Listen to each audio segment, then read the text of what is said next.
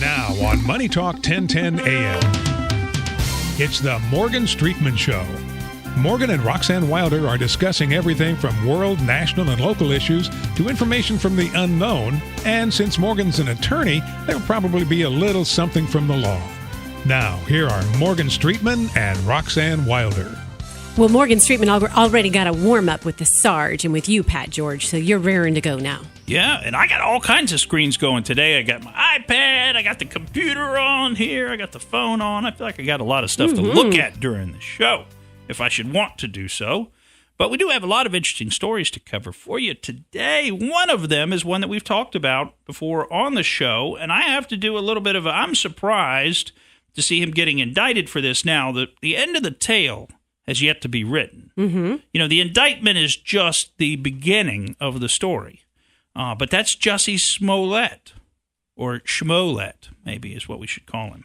But anyway, he's been indicted now by a grand jury in, I guess, is it Cook County, Illinois, on 16 counts, including felony counts. I mean, if he was to be sentenced, I guess the maximum for all these counts, and then they were run consecutively rather than concurrently, so one after the other instead of at the same time, he could go to jail for 48 years, I guess. What do you think will happen? How long do you think he'll serve? Will he end up serving? Well, I think it's, my gut feeling is that there's going to be a defense that's made here. Now, everybody said, well, God, how could you make a defense here? I mean, we know what he did. We know what happened here. And I know, and it always seems like that.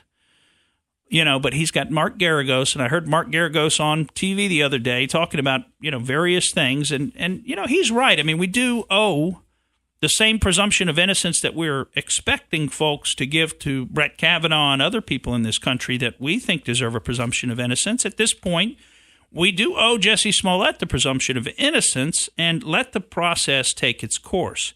But I do, just if you were asking me off the cuff, I mean, yeah, it seems like he made this up. It seems like he sent himself a fake letter and he hired his buddies to fake beat him up, and then that this was all for purposes of trying to maybe raise his profile nationally as a media person and get perhaps the show that he's on called Empire to want to maybe keep him on the show or give him a bigger role or pay him more or something like that. I mean, clearly his agent wasn't doing enough for him. I guess not.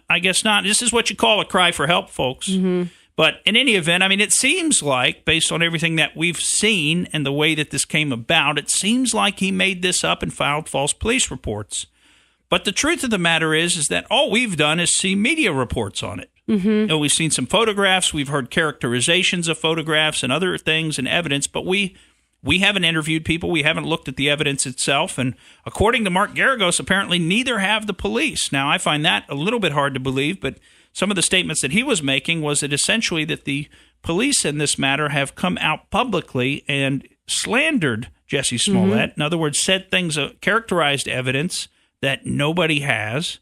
They talked about things that are established that they haven't interviewed people to establish, and things like that. So, I mean, there's a lot left of this story to be written, and I just wonder if somewhere along the way they're not going to come up with a good way to get Jussie out of this, or they may wind up cutting a deal. I could see if I was a prosecutor, I mean, gosh, you're looking at 48 years, you're probably going to give this guy some kind of an offer, some kind of a deal, and is that going to involve jail time or not? That's a question we're going to just have to go down the road and see about.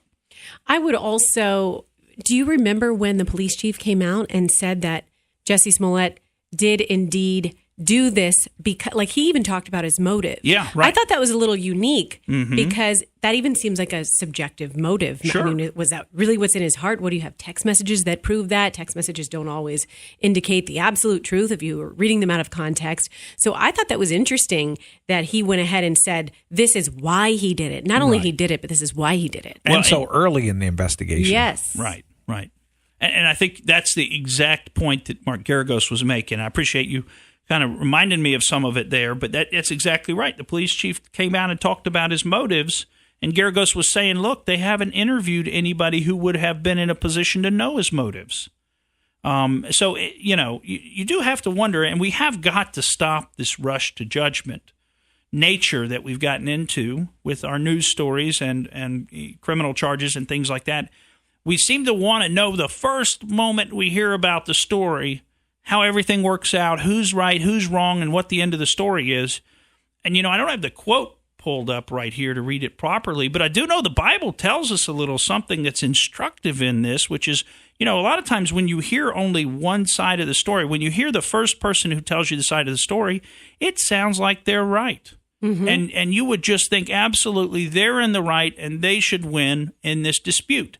But then when you listen to the other side of the story, then a lot of times it sounds like that they're right. And that's kind of the point. You have to listen to both sides.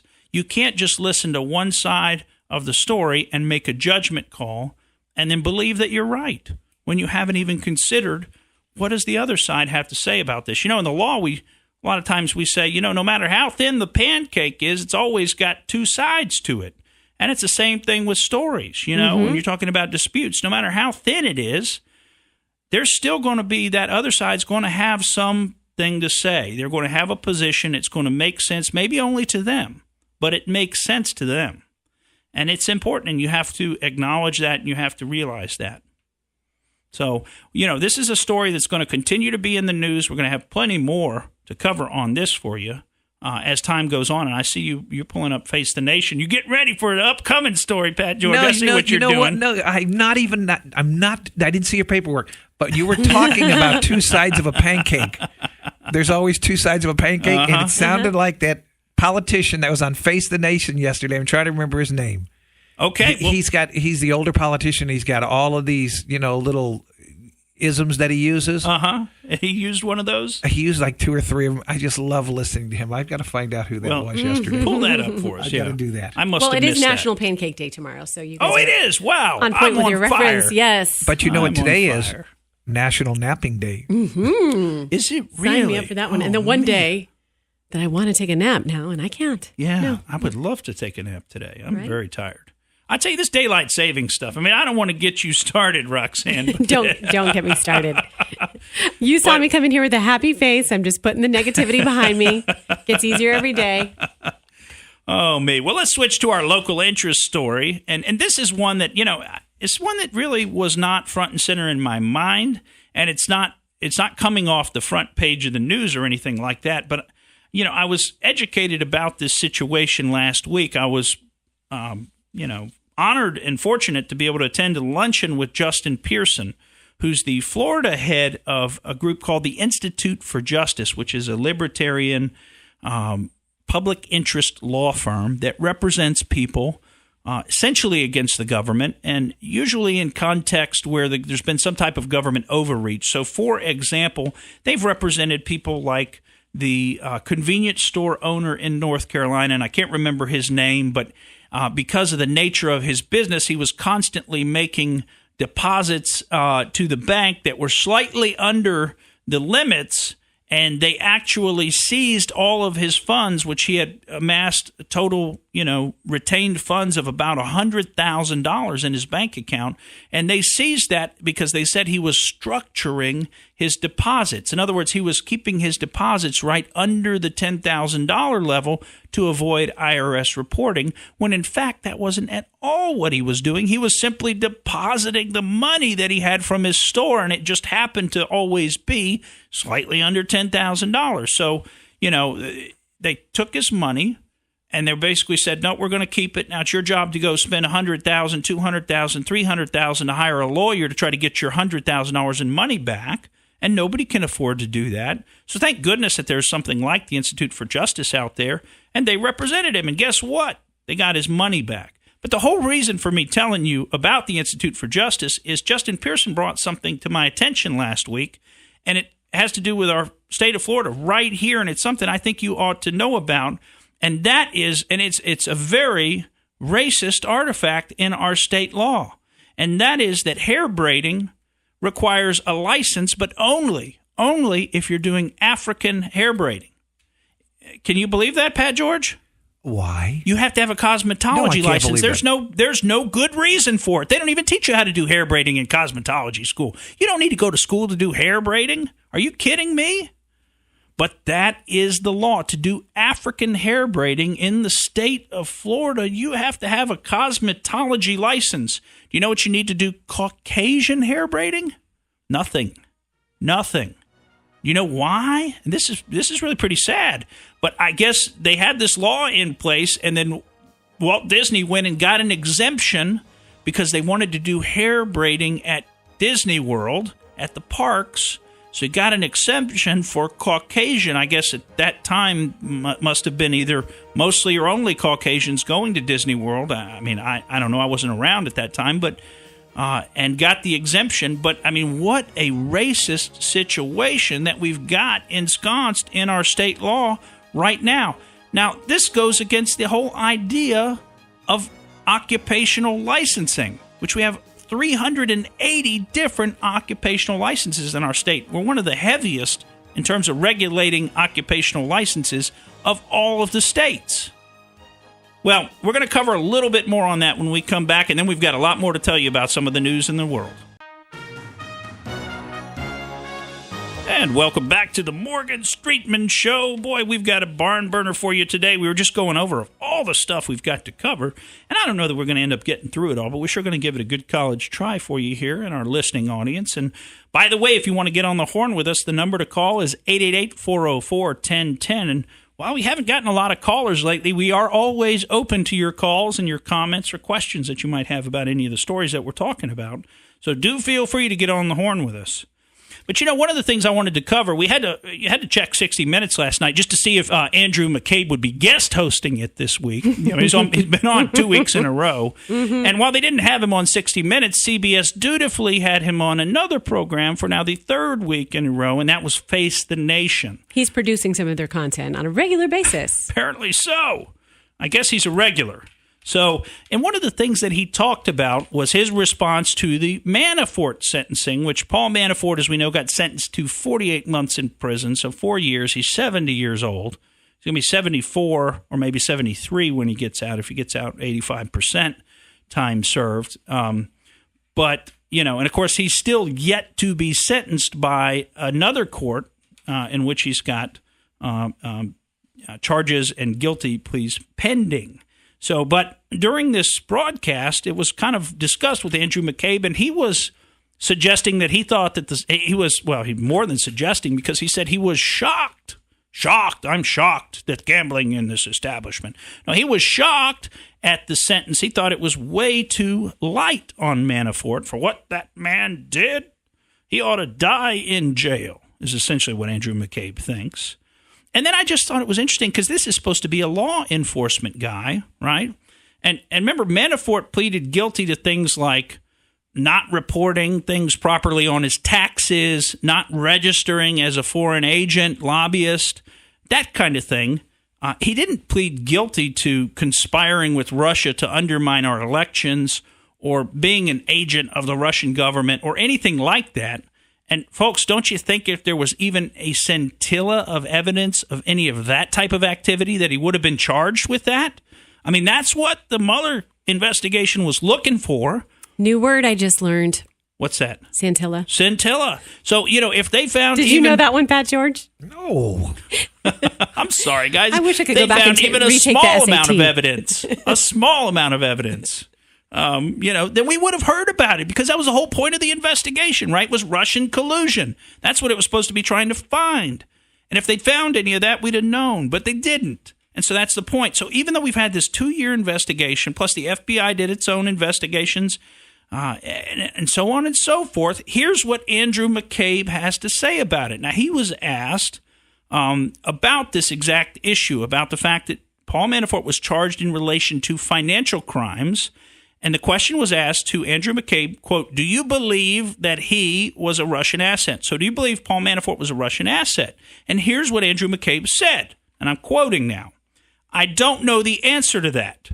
I think that Mr. Manafort's extensive involvement with Ukrainian and Russian actors is highly suspicious. I think that's something that we'll wait to see what the Mueller team opines on with their final conclusion. And he goes on to say some more, but point is, he is voicing his suspicions in public. He's a law enforcement officer. I'm sorry, has this investigation concluded? What's the evidentiary basis of his suspicions? Oh, wait, there is none. We know there's no evidence because we know we would have heard about it. We know they would have made a big deal about it, folks. You know, and it's getting a little bit hard here because we do a lot of supposing on this show where we look at what's happening and we kind of read between the lines. But nobody necessarily comes out and admits exactly what they're doing. None of these deep state actors come forward and just, you know, lay their cards on the table for us and tell us, yep, this is exactly what we're doing. So nobody admits this, so we have to do a lot of supposing, and we have to do a lot of making our own judgments and conclusions based on the evidence that we can see. But you know what? This keeps getting confirmed as more evidence comes out, so it tells me that we're on the right track. And guys like Andrew McCabe, who are going on television trying to tell us that there's still lots of suspicions about this, those guys are trying to get us onto the wrong track. They're trying to mislead us. And do you ever think he sincerely believes that? I don't. I mean, I don't think I don't think Andrew McCabe is sincere. I'm not impressed by his performances on television over the last 3 weeks. I'm not impressed by his job performance. I'm not impressed by his lying to the FBI, which he was caught doing 3 or 4 times on important issues where he was leaking something, which he now claims I was allowed to do that. Well, then why'd you lie about it, buddy? I mean, he was part of the Comey team. They put together this deep state coup against a presidential candidate who they thought was not worthy of becoming president and an actual sitting president. So they both tried to unseat Donald Trump as a candidate, and then they've tried to unseat him as president. And a lot of people, you know, are calling that a coup. And there's some reason to agree with that kind of a statement. So, but I do think it's just very transparent what CBS News is trying to do, setting Andrew McCabe up with all these softball interviews and these favorable venues for him to just be able to trot out whatever kind of nonsense he wants to trot out. Nobody's even challenging him. I mean, they didn't challenge him on that. I mean, couldn't they have said, wait a minute, what is your suspicion based on then? Oh, it's based on the fact that he once talked to a Ukrainian or he once talked to a Russian? I mean, are you kidding me? That doesn't stand. That's not law enforcement evidence. I mean, come on. I thought you worked for the FBI. What a joke. What a joke. It's based on your suspicions. Well, you once heard that Manafort once ate at a Russian restaurant. Well, he must be KGB. And that's what we're dealing with as they continue to try to trump something up against the president. And more evidence of that was the Michael Cohen hearing. That was just more evidence of them trying to trump something up. And now it's come out that the Democrat leader of the House Intelligence Committee, I wanted to say Senate for a second, but that would have been wrong, of the House Intelligence Committee, Adam Schiff, Congressman Adam Schiff, actually, he and his staff met with Michael Cohen before Michael Cohen's testimony. And you want to know how long they met with him for? For a total of 10 hours. I mean, first of all, can you even imagine how mind-numbing that would be to sit with somebody like Michael Cohen for 10 hours? Sounds like you're studying for a play. Yeah. It sounds like you're learning your lines. Mm-hmm. Maybe they're telling you what questions they'll ask and what answers they'd like you to give. Because, you know, it is a rehearsal. It's a rehearsal. I mean, now look, I have worked with witnesses before testimony. This is a very common thing to do as a lawyer, but I will tell you that it is very hard for me to spend 10 hours with somebody over time. 10 hours. That's a lot of time. That is a lot of time given the type of testimony he was giving or the circumstances. Does that seem normal or it excessive? Seems excessive to me. Mm-hmm. Now, we don't know how efficient they were with their time. Maybe they really were inefficient in their 10 hours or something. But that seems like enough time that just looks really suspicious. That looks like potentially like coaching. And I just wonder why. I mean, if I'm putting forward a witness, I always want them to not seem like they are coached or not seem like they are beholden to one side. You want the witness to kind of be independent and be truthful because that affects their credibility. Their ability to do that, to be independent and to be truthful is really the whole thing. I mean, their credibility is where you decide, do you believe them or not? That's super, super important. So for me, the witness needs to always appear to be credible, appear to be reasonable, appear to be wanting to tell the truth. Now, I also happen to think it's really good if that's also actually the case, because I think it's important when appearances and reality do align in an honest and straightforward fashion. I think that even multiplies the credibility, when they're not just pretending to be independent and pretending to be trying to tell the truth. When they're actually doing, I think that really, really helps things. So in this case, I just can't believe, why wouldn't Adam Schiff have said, if I was Adam Schiff, so let me just break this down and say, well, what does that all mean, Morgan? Well, that means if I was Adam Schiff, I would say, I don't want my staff going to meet with Michael Cohen before his testimony. Why? Because I don't want it to look like we coached him. Whatever his testimony is going to be, it should be. He knows whatever he claims he knows. He's going to say whatever he's going to say, and we should just go in there and ask the questions and let him answer honestly, and don't have the pre-testimony meeting, because it's not like he also met with the Republicans, right? I mean, that's kind of the point. If Michael Cohen was like, look, I'm offering to meet with whoever wants to talk to me in advance. I'll tell you basically what I'm going to say. You could tell me what questions you're going to ask, and I'll do this for either party, because this is not a political thing for me. This is about doing the right thing. I mean, isn't that what he tried to say in his opening statement, that this is about, him basically correcting some of the things that he's done in the past? This is not a political hit job against a sitting president. I think we all know better than that.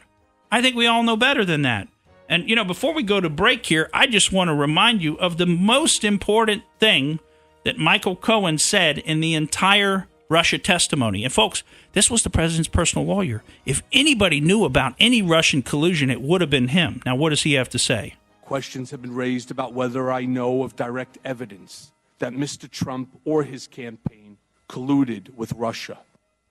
I do not. He doesn't. He doesn't know of any direct evidence. Neither does Andrew McCabe. Neither does anybody that's involved in the entire investigation, because there is no evidence, because there was no collusion. We'll be right back. Welcome back to the Morgan Streetman Show. I'm Roxanne Wilder. Pat George is here, and we'd love to hear from you, 888-404-1010, particularly on one of the topics we're going to get into right now.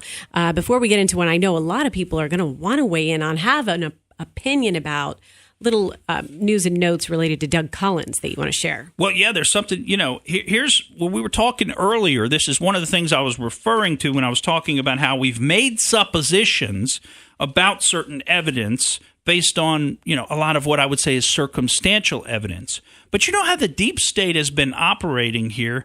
They haven't been releasing a lot of information. Remember, everything they release is always all blacked out. It's redacted.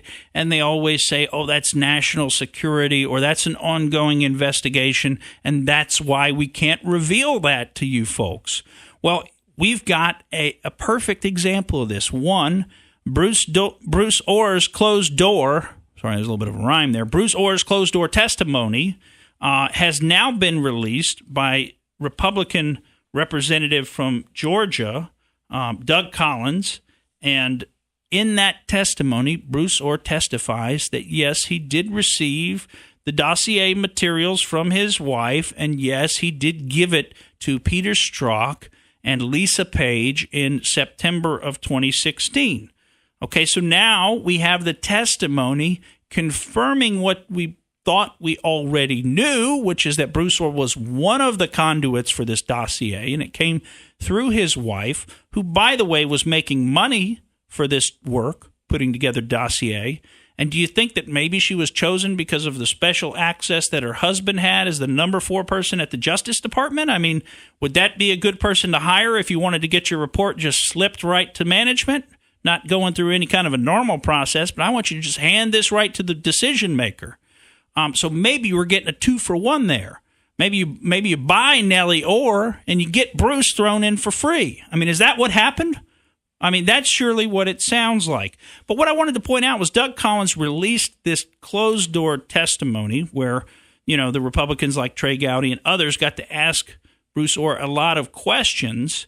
But here's the point I want to make. That testimony, the part of it that the Justice Department and the FBI said that could be released didn't include all of this information. They had blacked it all out for national security reasons, ongoing investigations, probable Russian collusion. They blacked it all out. Well, guess what? When you remove all those redactions and you read what's actually in the testimony, none of that exists. I mean, here's what I really think they're doing. This is my opinion of how they are self-justifying this.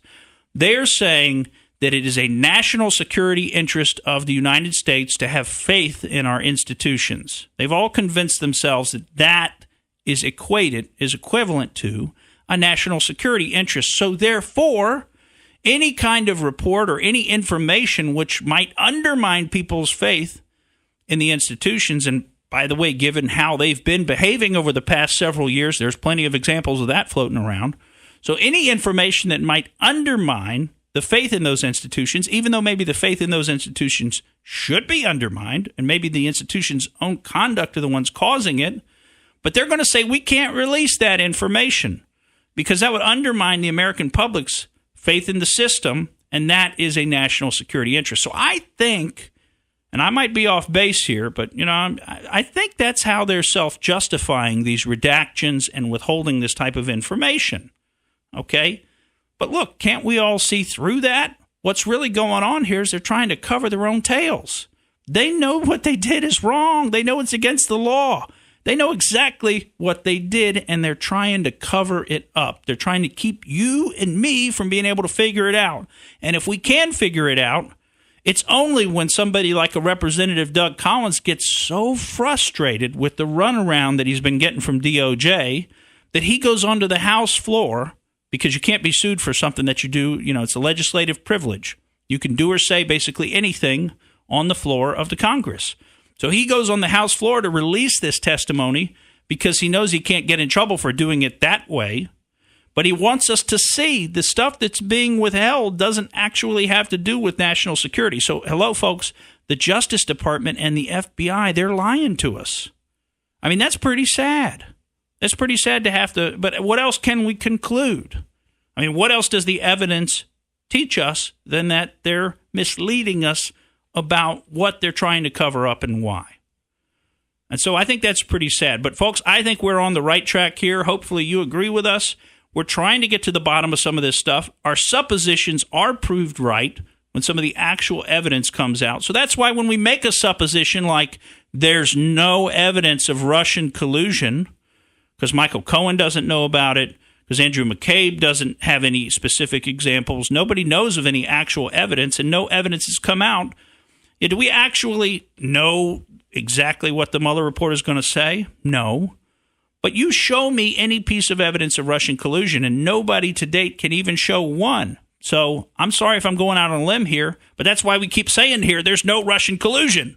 Now, history will be the judge. Compare that to some of the Hillary Clinton conspiracies we've seen over the or cases that we've seen. Yeah. Well, the evidence that did exist. That's right. There's a ton of evidence on like the Clinton Foundation, and you go back to Uranium One, and I know people kind of roll their eyes at that, but these are real issues that if you spend a few hours looking into the evidence that's already out there, that's already public record, then you will find that there was a serious cover-up of those issues performed by essentially our Department of Justice and our FBI in this country. And it was Hillary's too big to jail. I mean, it's just like when they talked about interviewing her, and you see Peter Strzok and someone else text messaging, and he's basically saying you don't want to go in there on the future president of the United States loaded for bear. Be careful what you say, because if she gets in, which we all assume is going to happen, she's going to fire you if you tick her off in that interview. So you better treat her with kid gloves. And that's what they said in the text messages back and forth. So this is all about Hillary being too big to jail, protecting the institutions, protecting the system as it exists, because the system generally serves those people that are supposed to be elected to serve us. They're the ones being served by the system, not us. We're the ones paying for it all. We're the ones paying for it all. And, and here we go with yet another example of them not serving us, and this is one we want to talk about, and you may want to talk about this too, although we're running out of time. So if you do want to get on the horn with us, give us a call right away, 888-404-1010.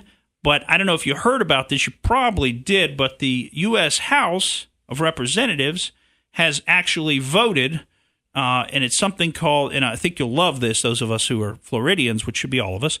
I think you'll love the name of this. It's called the For the People Act. The For the People Act, colloquially known as the John Morgan Act. The John Morgan Act, which passed 228 to 197, essentially the House says that they will not take any action and don't condemn any local governments and municipalities who want to allow non-citizens to vote in elections. So why don't we just do this? Why don't we go down to Mexico and other places south of us, wherever? Let's go to Canada too while we're at it, and set up some voting booths. Right. Why don't we just let the whole world vote in our elections? This whole act is for the newcomers. The newcomers. Thank you, Pat George. They're nothing but newcomers. The freshman class. They're people who are yet to become citizens. I swear, this is just beyond me. One, I don't know why the Congress would try to take up this kind of a resolution. It's strictly a political ploy. That's all they're doing here. They're trying to play politics with this stuff. But more to the point, which is the substantive point, which is I just don't get the idea that people think that non-citizens ought to be able to vote in a country's elections. I mean, that's really lost on me.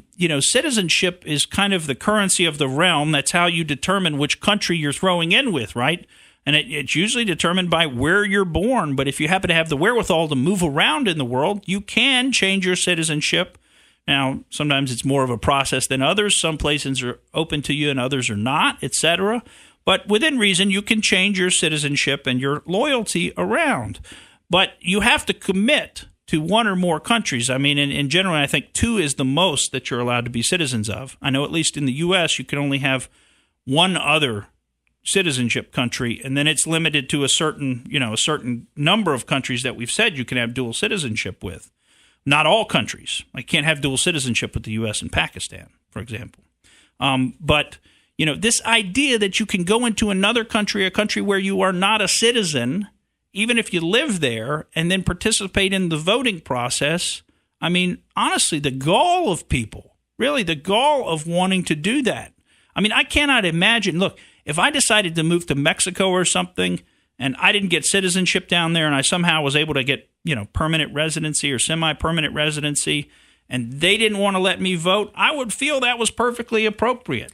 Well, let's just do it the reverse way. What if we were allowed to participate in all of Mexico's elections? Well, why? How come do we have the best interest, or would we do what's most beneficial to us living here? Right. Or us if we were going to go there? Well, how many? I mean, by the way, I don't know the answer to this offhand. I'm going to say, 80 million? How many people are in Mexico? 60 million? 80 million? I'm going to guess that's something like that.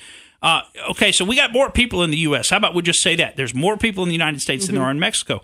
Well, why don't we let all the Mexicans vote in the U.S. election and all the Americans vote in the Mexican election? And then Mexico's going to fund the wall because they're going to have to because we're going to vote for it.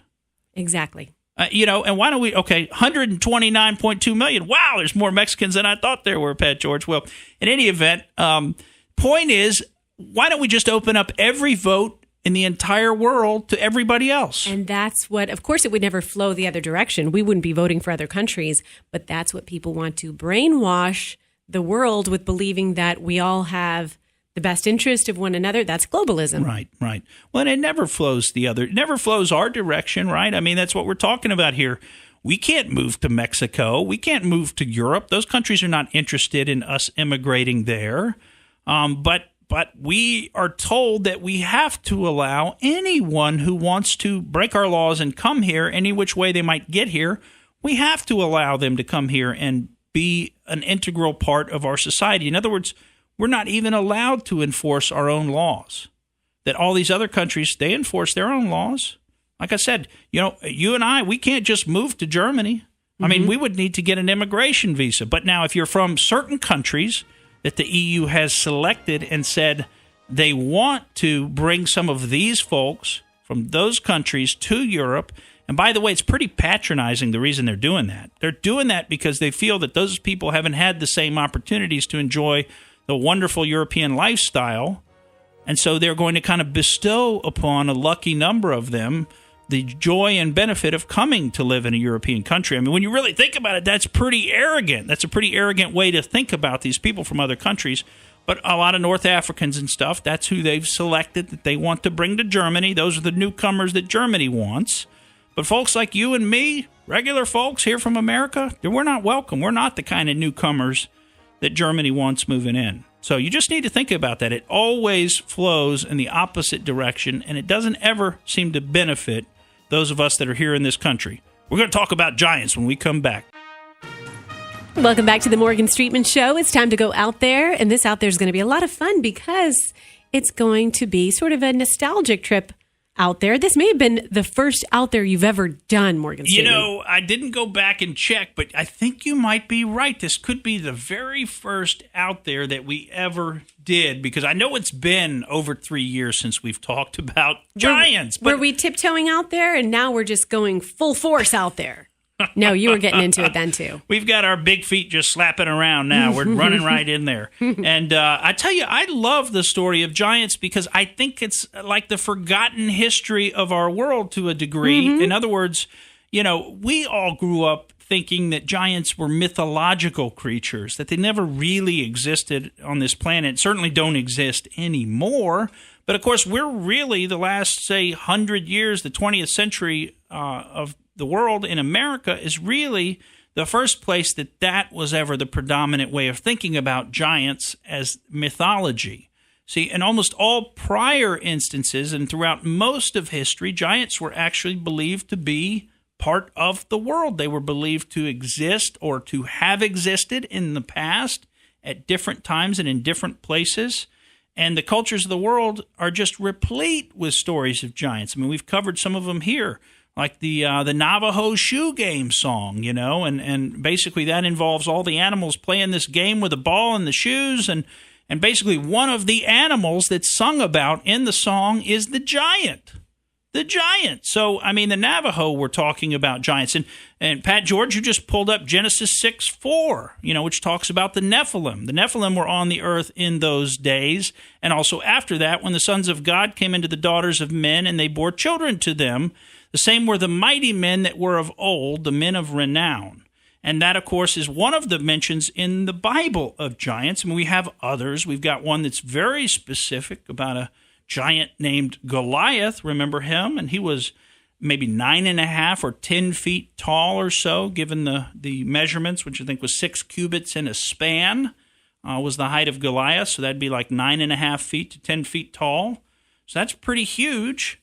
And by the way, 8 feet is where really the changeover comes from, you know, all the way up to 7'11", maybe just right at 8 feet is human height. That's legitimate human height and potential. And there's about, I think, a handful of human beings on the planet right now that are over 8 feet tall. But you go to like 7'11", and you're getting into thousands of people. So that really 8 foot is almost the cutoff height for human height. So where you start to really get into stories of people who are, you know, outside of the normal realm is when they get over 8 feet tall. And Pat, you're pulling up a picture of a guy who was 8'11", who 11.1 inches. We think was a normal human. I mean, we don't know that he had giant DNA or whatever. And by the way, there does seem to be a few differences between humans and giants. For example, throughout the historical record, when they found giant skeletons or skeletons of what they thought were giant humans, a lot of time, you know, they've had double rows of teeth. Really? Yeah, double rows of teeth. Can you believe that? Well, you need more teeth to chew more food to have calories to maintain that body. It's kind of like a shark almost with the rows of teeth that keep coming forward. But giants were well known for having 2 rows of teeth.